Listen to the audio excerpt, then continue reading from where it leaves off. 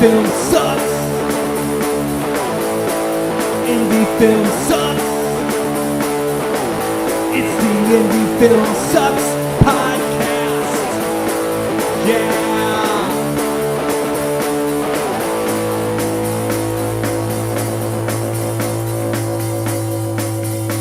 Coming at you from the mean streets of St. Louis, from a basement on South Broadway, the Indie Film Sucks podcast. Because indie film sucks. Man, he had a little pep in that step. Yes, he did. Got me there. I did. Woke me up. Well, glad to be back. Glad everyone's here. Go Blues. Go Blues. Go Blues. Hey, 3 points out. Well, I don't know when this one's going to play. They're out. We could have missed it. No, but at the time of recording, we're 3 points out with like 4 games to play. So, Yeah, go Blues. Okay, we'll see how that goes. Well, go Cardinals, too. They're doing pretty good. I got a feeling. Yeah. Did they win last night? They did. They did last night, They not win tonight. today. They lost today. Nice. No, they're looking pretty good. Yeah. No, but So don't think about today as when you do it. Yeah, did they win 2 weeks ago? Exactly. Blues have been out of the playoffs for 2 weeks. Cardinals.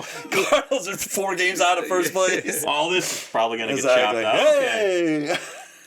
Oh, God. All right, that was last week. Oh, I like your jersey, though. It looks good. Thank you. I do too. Yeah, it's nice. Yeah, but I did get, I was almost asleep before you woke me up, but thank you. No, you're welcome. All right, I think we should do ourselves. I'm Mackie. Chris Grega. And I am Brock Roberts. All right, this is Nice to meet y'all. Indie Film Sucks podcast. Yeah. We talk about the highs, the lows, and everything in between. Episode 51. 51. Can you believe it? No. Man, what a party on 50. God bless It America. was. If you did not listen to 50, You're go missing back, out. Go back and listen to 50. We've had a couple good episodes. That was a good one. I've been pretty... What's our percentage of good episodes, Brock? Okay, I'm not going to go there. No, actually, all of them have some stuff in them that I like. Yeah. There's the highs, lows, and in-betweens. Yeah. In the episodes themselves. Yes. Yes. That's true, too. Even the episodes have highs and lows and in-betweens. Not just the content. Mostly lows. All right. So 51, right? Coming off a big celebration. I'm still a little hungover from that. So it was huge. Had the awards out there. I know. Man. Won 3 of the big Now, awards. I mean, how are we gonna top that? One thing I forgot to mention last week was, so we didn't drive up together, right? And I'm on my way home, and I'm thinking about what a nice little night we just had. And I'm like, how'd this happen? Because we had 3 awards, right? Yeah. Best director, best actress, and I got lucky with best actor. And I'm driving home. I'm like, I'm gonna look at this thing I just won it. I'm feeling good.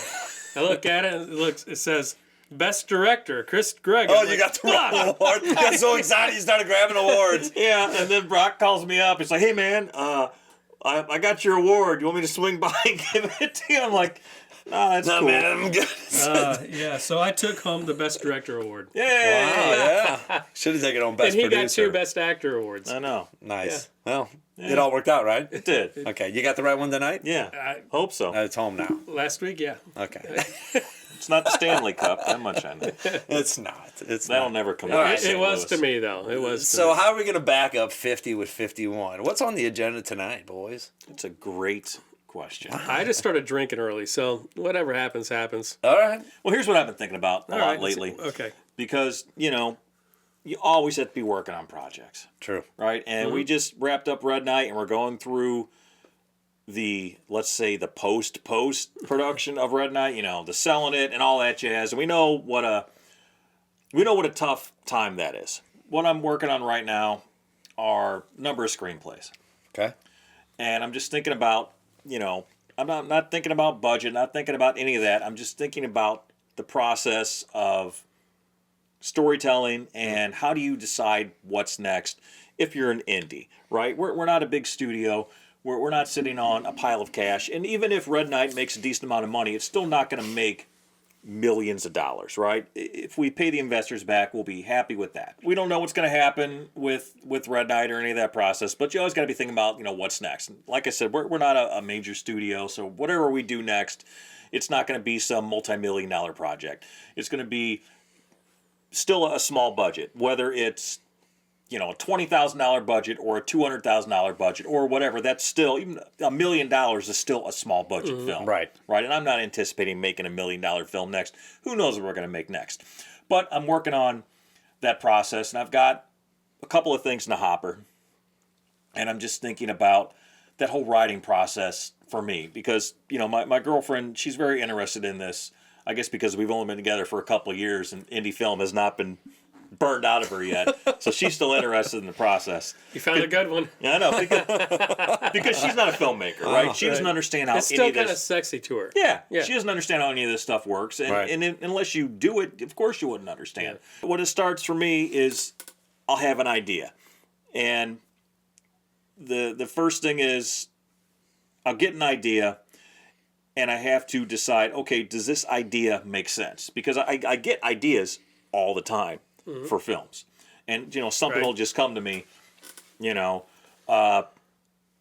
Roman soldiers trapped in a fort by a werewolf, right? I'll just get something like that, which is like, is that reasonable to do on our budget level? And the answer to something like that is probably not. But that's more interesting than two guys sitting in a room in a suburban house. That sounds like a good scene. Yeah, that's what I'm saying. I don't know. Go sure. ahead. I want to hear this whole process because it's interesting to me, because I was listening to Stephen Colbert and he was telling a story and somebody asked him in the audience, like, I want to do what you do, right? And he's just like, what? And they're like, talk show host. And he goes, I didn't start out as a talk show host. You got to be kidding me. I did improv, and then I did this, and then I became a writer. And he's like, write everything down, write every idea down, because eventually they got to the point where there was a pad formula, right? Mm-hmm. And he could think about it without thinking about it. And he knew what was a good idea, what was a bad idea, but he knew how to put it in a sequential order. So when you said that, the first thing I thought of is, so do you do that? Like when you get an idea, do you put that together and go, okay, now I'm going to do the Chris Grega formula? Basically. Okay. I mean, I'll take whatever it is. Let's say it's a werewolf. Right, Okay? whatever your idea is, right? Whatever not it is. what sounds better, because I think that's subjective a little bit Yeah. to you.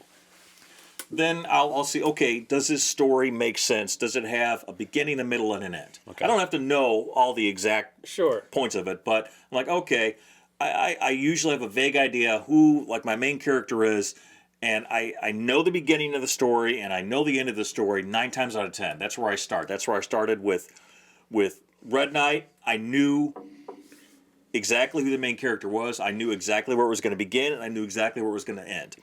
The hard part is putting all the shit in the middle. That makes sense. Okay. Right? So the first thing I'll do... Connecting rods. Yeah, basically. That's the first thing I'll do is I'll make sure everything connects and makes sense. It's a connecting rod, though. What do you say? What do you mean by rod? Shut up, Mackie. I don't even know. I don't. Oh, okay. I was like, I go, is this a term No, I've never? no, it's not a real term. Oh, It's okay. I'm fucking with you. It's just you gotta You connect. just went with it, like, oh yeah, connecting rod. Well, you gotta connect the middle to the end and the front. So Thank you. Okay, I'm sorry, Chris. Wow. I was rudely interrupted by Brock with I'm connecting sorry, rods, and I thought he's throwing. I'm the guy who doesn't know all the industry terms. I just made up a new one. Yes. Well, yeah, connecting rods. Try to keep up. Okay. Go. God, you don't know what a connecting rod is. Okay. What a fucking sorry, idiot. Chris. Yes. So you have the thing. You got a beginning and a right now. You gotta make sense, right? Yeah, so then I work on the outline. I have to make the whole story make sense. Okay. And once the story makes sense, then I start the first draft. And the first draft, I think it was Hemingway that said all first drafts are shit. Right? So are you thinking about length yet? Like pages? Are you thinking about? I mean, when do you start putting that in the concept of? Can I make this into a movie? Can I make this into, right? Because 90 minutes, the time frame, that all matters. Well, I am always looking at 90 pages. 90 pages, okay. For me, personally, I'm always looking to make a 90-minute film. Because... Page a minute, that's formula, right? Yeah. Okay.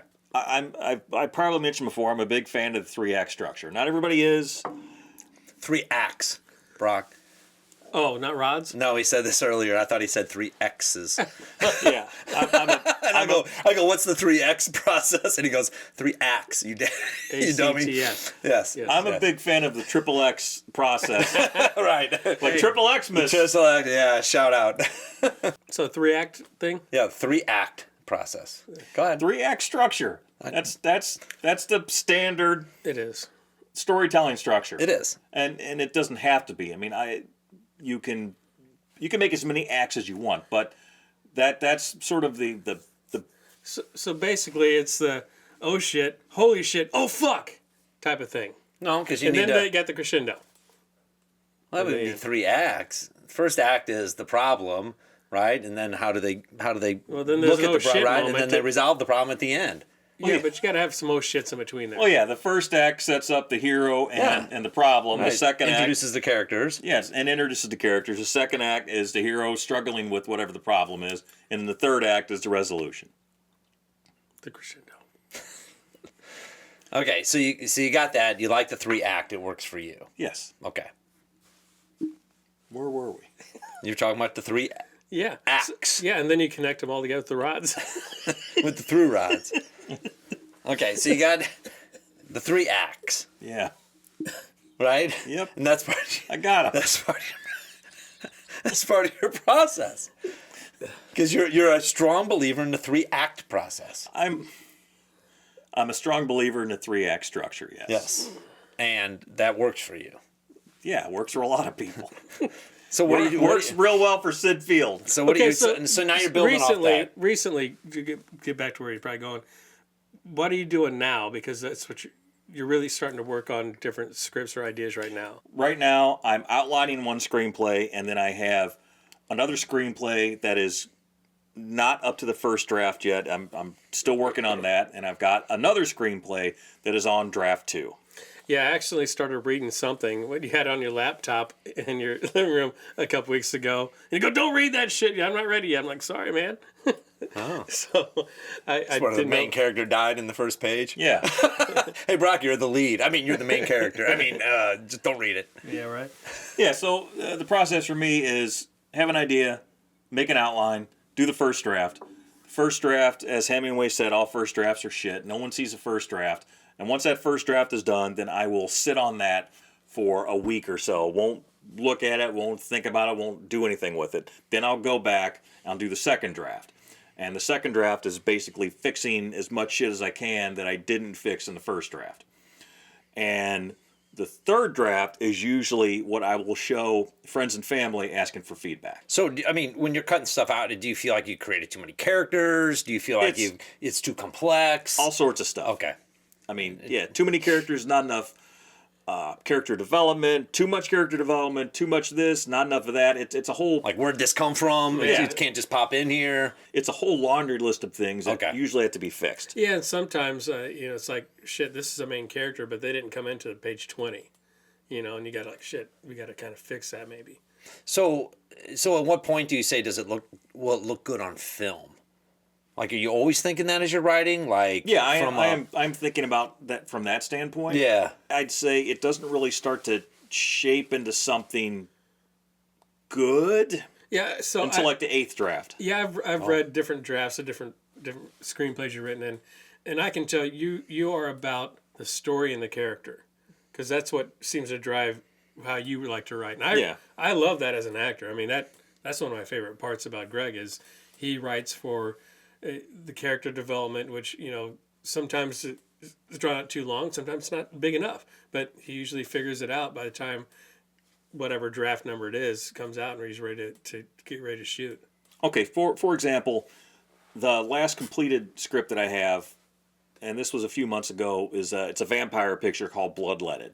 That's a working title. Bloodletted. That's a working title. Dracula's Last Blood. Thank you. That might be another title. Anyway, the point is it's on officially draft 2, and I know that one of the main characters is not developed enough. And I didn't realize this until after it was written. That is the sheriff character of the small town. Right. This character does not really have any noticeable flaws.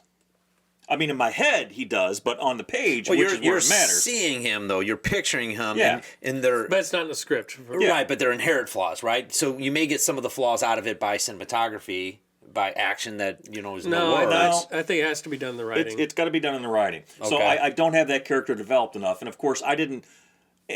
Again, I don't count the first couple of drafts as anything other than world building and workshopping, and it's not done until it's done, and really a script is never done. Okay. So anyways, point is, I know that this character needs more development. So stay on that just for a second. While Brock pours Helping himself you out. another This is Angel's for Greg, Envy. I think All right. Oh, that's for Mr. Grega. it's a baby step. So let me ask you this, because I only have seen, I mean, now that I've started reading some of your stuff, I'm understanding it more, but I've only seen Final Script, only produced once. So when you're writing, it's not just about the dialogue. It's also about what the camera has to do in that sense. Okay, so when I say character flaws, okay, let's take the sheriff, right? Yeah. So if the scene opens up with zero dialogue and he's laying there on his bed, right, with a hooker or somebody or some lady, you know, with beer bottles everywhere. I see where you're going with the cinematography part of that. Right, because that's written. That's your mind, right? Yeah. That's all part of it. That builds character immediately. Yeah, but it's still written within. But where does that come pages. from? So how does that get built in? Because that's not. Well, it would say interior. This he's laying here. Yes. Blah blah blah blah blah. That's so you are building character in there because you wrote that little blurb. For well, sure, but that's not cinematography. That's no cinematography. Yeah. Notes. So one thing. But what is that then? Tell me, because I'm trying to explain it for people out there. What is that? What I just said? What is that? Because you're not telling the cinematographer what to do, like pan right or left. You still in the script. You read it and it builds character. You can build character off the script from that. No cinematography notes at all. What that is? That's scene description. Scene description. Okay. Right. Sorry. Yes. So okay. so you it's scene description, and I don't write more than 3 lines of scene description, and even that's kind of excessive. And then you let the folks in your movie, like your set designer, build that vision out through you and the producers. It's not a novel. You don't want to read a novel when you're reading a script. But I'm just telling everybody. So when you read a script, it's way different than a novel. Like a novel will describe every little minutia detail to help build that in your mind. Because that's all you have. That is, and sometimes it's too excessive to me, even in a novel. You know, like shit, get to the goddamn story already. You know, I just hear a description of the background or what this person's supposed to be thinking, but in a script, you don't put what a character's thinking. So you it could say that, and then when you see it on screen and you go back and look at what you wrote, you're like, holy shit, either the cinematographer got it, the producers got it, the director got it, everybody got it. Because what you thought exactly came out onto that without any words, with you just saying, opens in bedroom, hookers this, cigarettes on the floor, beer bottles everywhere. Yeah, Bam. like I described something like a hotel room, last updated in the 1970s, a real dump. And that's it. Because the picture is going to show that. That's what you talk with a set designer after the fact. Okay, exactly. Sorry about that. And the same thing with... A good question, though.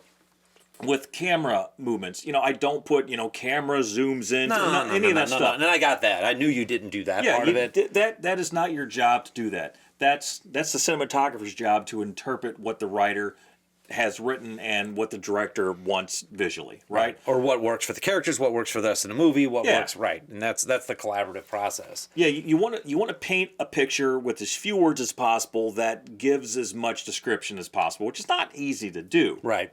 But so you use descriptors like, hotel room, last updated in the 1970s, dumpy. And that gives you an idea. Get that. Yeah. It's a starting point. Yeah. Okay. So going back, just to get you back on track, you don't have enough character development. You have to write the actual flaws of this person, how he talks, right? Right? Talked about how do you build flaws into people. Yeah, I mean, you write that in the description, in the character dialogue, the dialogue, the interaction with other characters, and it's you don't want to be too on the nose with character description. Yeah. So what I've learned from not just Grega's scripts is, a lot of it is up to the director and the actor collaborating after writing. Like Grega's not going to write this character was abused as a child or whatever. That's something you develop yourself to make whatever flaw. Whatever you need to have. Yeah, I mean, and you know what? The audience don't need to see that. Like say there was a character who was abused as a child, but it doesn't have anything to do with the story itself. But it could help that actor get to whatever he needs to do in a scene or throughout the movie, and you just kind of see that there's something going on. You don't have to necessarily describe this. I mean, this is just an example. No, but you might write a line to make him an asshole, right, to his mom or something, and you might develop as an actor the backstory behind that. On why he's an asshole. On why he did that. That's right. Right. That's the difference between how you write to develop character and how an actor Yeah, develops. and one thing you can do is you can write, background histories for your characters, none of which might even make it into the film, but that's something that can help you as a writer to understand this character, and that's something that can help an actor to help play that character. Right. This is why I wrote it this way. Here's a little bit thing to help you. Yeah. Do what you want with it. from Yeah. an actor And standpoint. in Grega's movie, he likes flashbacks every now and then because he really likes to do character development to just bring more depth to the story, right?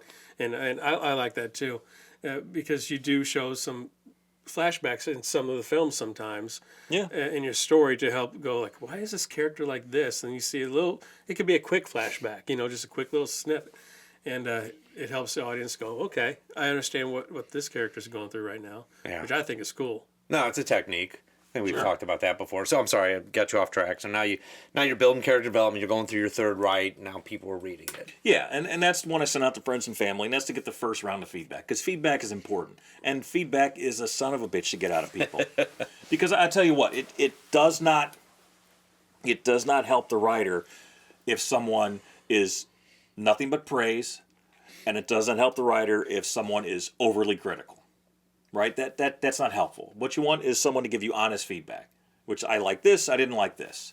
Yeah. And generally what you take is if you send it to 10 people, and maybe you hear back from 3, but if you send it to 10 people, and if 8 out of 10 people say, I don't think this character of Joe works at all, then you might want to think, oh, wow, I really like that character. But man, if nobody likes that character, maybe I need to rethink that. Mm-hmm. Or if 8 out of 10 people, or 9 out of 10 people, or 10 out of 10 people say, I don't like this scene in the diner, you might want to think, oh man, wow, maybe that scene doesn't work. Maybe I should take it out. So you really need to take the number of people, and if they all kind of hammer on the same thing, you can kind of see a pattern there. Like, well, if all these people don't like this, then maybe this doesn't work. From a friends and family, which isn't not a professional right, screenplay reader. Right. I know, because when you send me stuff, I like to call you and talk through my comments more than write them out. In that sense, and talk through why did you think this, why did you think that, and that kind of stuff. But and also, and this is important, if you have to explain anything to anyone, you have failed. You missed it. Yes. Yeah, and sometimes I'll read a script 2 or 3 times before I give feedback if I'm asked to give feedback. That's important, Brock. Because sometimes it just may be reader mistake. So I'll go through and look at it again. I know one of the last scripts you had me read in a week is like, hey, have you read it? And I'm like, yeah, but give me more I want to read it another time and make sure I didn't misinterpret something myself as a reader. And sometimes I miss something, in the first read, and you catch something the second time around. No, I think that's important, Brock, because you can read it in different times of your day, right? You might have been rushing through it because Greg was calling you, right? I think you need to give it that. Well, sometimes, so I try to read any script. I'm just reading the script as a script. I really don't try to act like any character that I'm reading for. I'm just reading it to see if it makes sense. But sometimes your mind wanders, and you're like, shit, okay. And sometimes you'll go like, which character? Because sometimes writing, some characters kind of sound alike on paper. Mm-hmm. Yep.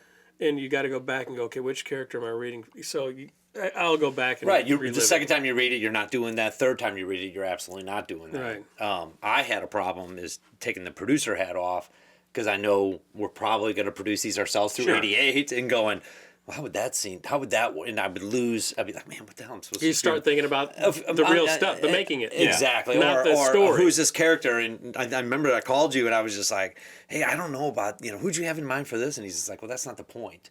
You're like, why are you thinking about that already? And I'm just like, well, I don't know about that. And you're like, man, you are like on step 50. Yeah, you got to come back. reins. I'm just asking, does the writing make sense? Is this something we could make, would the audience understand it from A to B? And or did I mislead them, right? Not even can we make the movie. And here's another thing that, as a writer, you have to be cognizant of, is character names. They have to sound very different. You can't have 3 characters named Tim, Jim, and Kim. Yeah, no. You cannot do that. No, because I screw them up just reading the script, like you just said, Brock, and going, wait, it's Bill and Steve. I get them; they're 2 different people. But I'm like, was Bill the murderer or Steve or what? Yeah, you gotta. What the hell just happened? Yeah, here? you gotta come up with very distinct names for your characters. And it is hard reading flashbacks, just so you know, on paper. I'm sure it is. Yeah. It is. Not everything I write is a flashback. In it. No. But he brought up the flashbacks. I was just like, what the hell just happened? Because you don't have the music or the thing or whatever. So, okay, so now you're up to 3.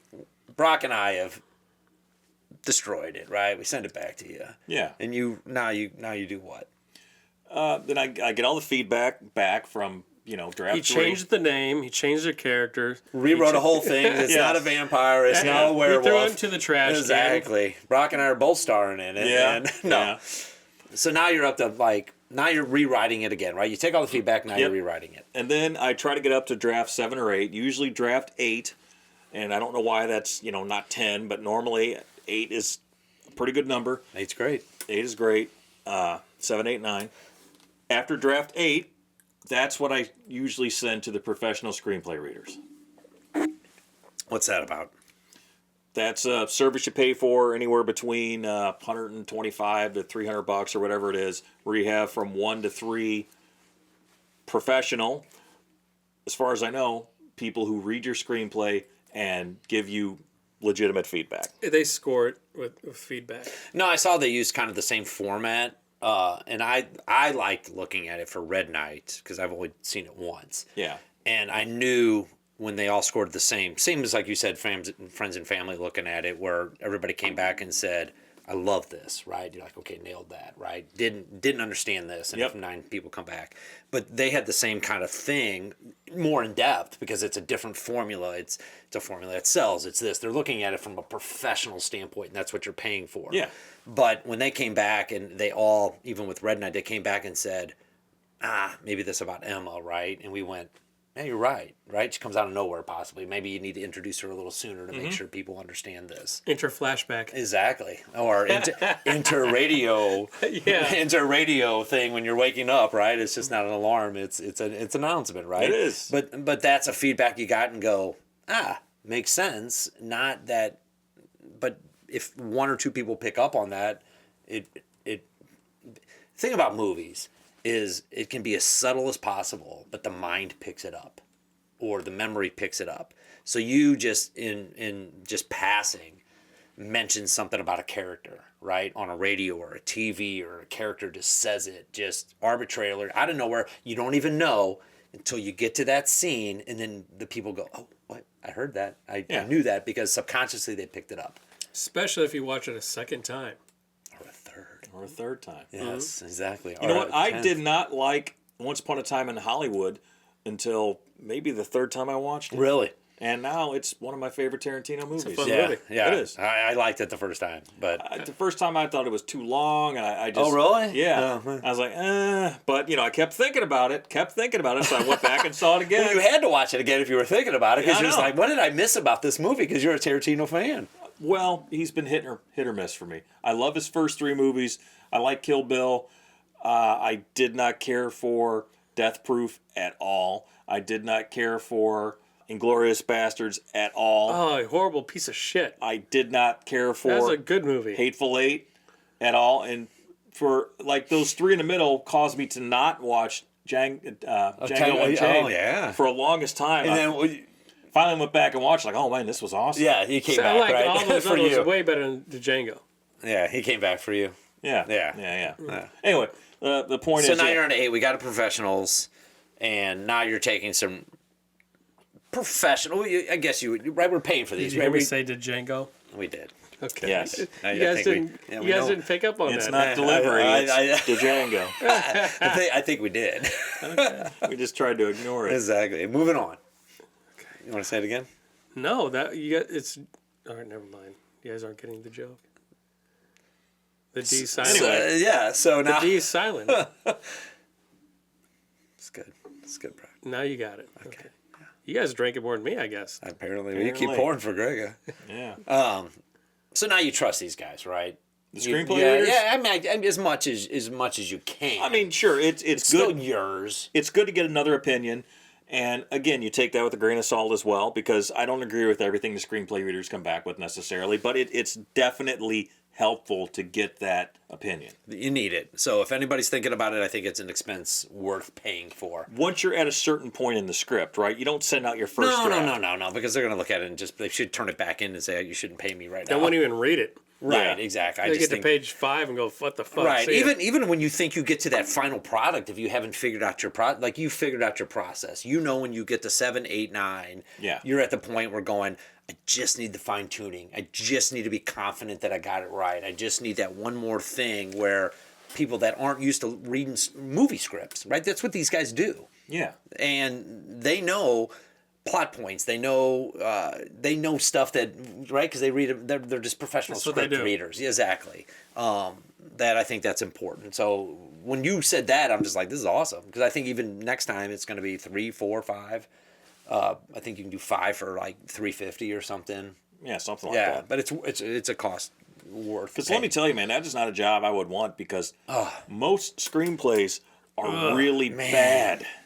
There is this site called simplyscripts.net. Maybe it's simplyscripts.com, but the forum is simplyscripts.net. And that has hundreds of unproduced film scripts.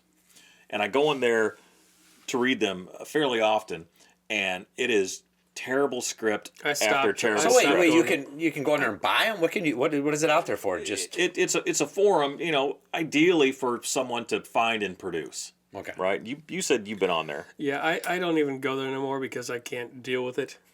No. It's nothing against the people writing it. It's just they're not skilled in doing it yet. They're because just it's hard. Yes, everyone thinks they can write a screenplay, and I'm not going to tell you that I'm not a working screenwriter.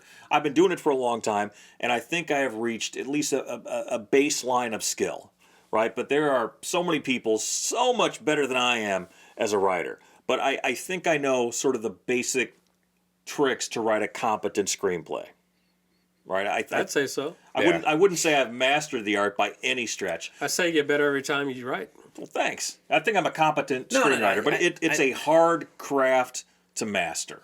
Yeah, what you do, like anybody in any profession, is you learn and you develop and you grow from that standpoint. I think the one thing we learned from Red Knight is there's a lot of character development going on, and you've even said this yourself. The front end of Red Knight is way slower than the second and third act, but it's kind of made that way on purpose to develop your characters. But I do think there's room to grow and develop your characters quicker. Oh yeah, I mean, before things start going off the rails in a movie, I think it's like the 22 to 24 minute mark. Is that what it is? Okay. Yeah, something like that, which is not terrible No, for a that's 90-minute movie. pretty normal. I mean, but It's the first third. Yeah, you're setting up the character in the stories. But you threw some comedy in there. You Yeah. did some other things that you thought might work, might not. There's other ways you can cover that and still do the same thing. Yeah. Right? There's just different techniques and things like that. That's where I think you learn, understand, willing to accept other people's opinion on it. I know from a producer side of things, I'm looking at things way different, because once you put it on film, I've said some things after the fact and went, hey, why didn't we do this? And go on, there was a time for you to say that. I gotta tell you. Well, you right? Because Yeah. that one line still bothers me. Yeah. I know, but I got to tell you, Brock, I know. Some of the feedback we've got from other people who are looking at the movie, going out, giving us feedback on maybe new edits. Yeah. From the people talking to me about the movie itself, they don't want any change. They really like what's going on there, because there's a little bit slivers of comedy in this action horror film, and they really liked the comedy aspect of it. Yeah, no, I would say the comments that I've heard, the feedback I've heard from people who've seen the film has been overwhelmingly positive. I have not heard any negative No comments. negative. Nothing negative. There could be some scenes maybe tightened up, possibly, if we actually want to do a re-edit. Not advocating for that. What? No, but the funny stuff seems to really go well with people. No, I think it does. I mean, that's my only thought is I think there are ways to shorten Yes. the first act of the film. Yes. Whether or not we're going to do that, I don't know, because I think it works really well. Could it? It would be a slightly different movie if we did make those changes. Would it be better? I don't know. Right. But it was interesting how it was that comment on that thing, and you're like, yeah, I thought about that. I thought it was very professional. It wasn't a knock. It wasn't anything else. It was like, I mean, the guy wants to sign with us. So, Yeah. I mean, it's just one of those things where you're always looking at the writing. You're always looking at the thing. You're always looking at it after the fact. Well, my point was just to say that talking to audience members, there was not an issue with some of the professional advice we got. Oh, right. Well, I thought we took the professional advice before we did it very well and made the changes we needed to make. After the fact, it's kind of too late. Well, it's not released yet. We could still do whatever the fuck we want. No, but you have to go back and reshoot it. Sure, But there's yeah. many Hollywood films that the ending just didn't work because they tested it with test Oh, audiences. yeah, a and they go lot. back and they put All the millions of time. dollars back in. Right. We don't have that luxury. No, we wouldn't need to fix anything like No, that. we, There's no we don't fix. we don't have that luxury, but we also don't have that problem Yeah, we because don't. everything I think works. But I think that's my last question for you on this topic is that means we have to put more time into the script writing and the thought process, because once we get it on film, it's done. We don't have the luxury of going back and reshooting it because we don't have the money, the funding. Yeah, it's done-ish, right? When you get done with the script initially and you're going to go into production, whatever shooting script you take into production is still going to have changes when you're shooting the film. Because, and I was talking to someone about this, I don't know, earlier, that a line or a scene in the film which worked on paper beautifully, you get on set and the day of, you're like all of a sudden, man, this doesn't make any goddamn sense why they're saying this line. And it doesn't matter how Right, with they the bar say it. scene and the setup and everything, whatever it was, Yeah. right? It just doesn't work. So it still gets changed even in production. Well, hell, you were writing on Red Night. Yes.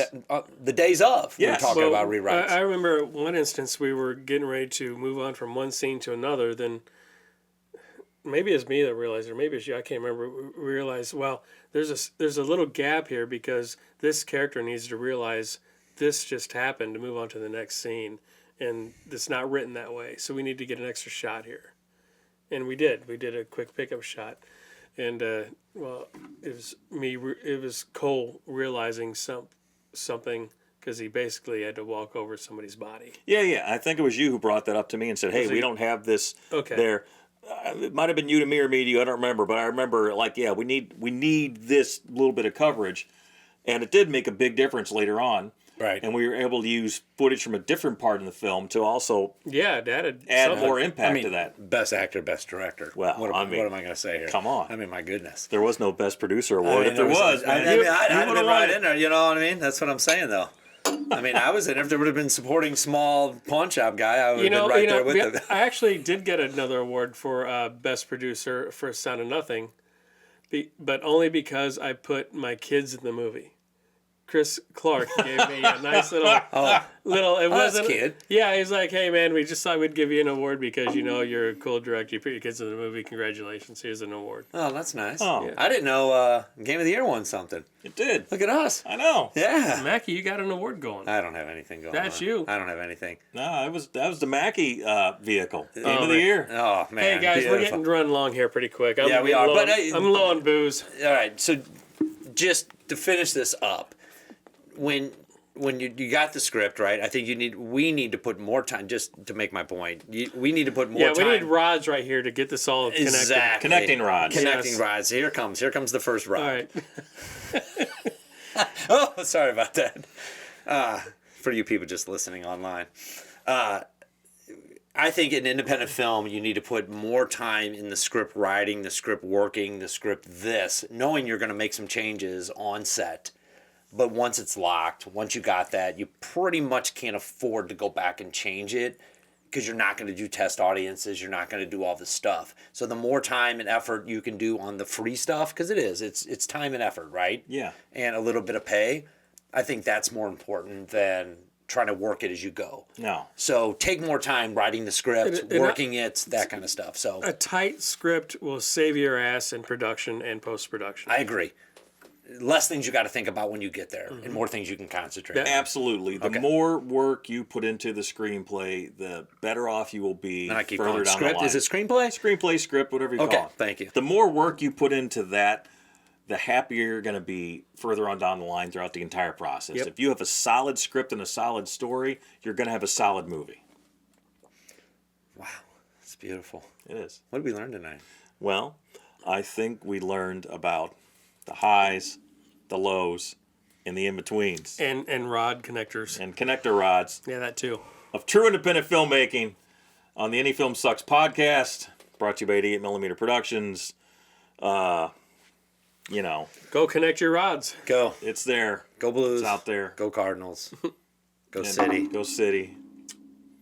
You got the football team here now. Oh, yeah. Battlehawks. Come on!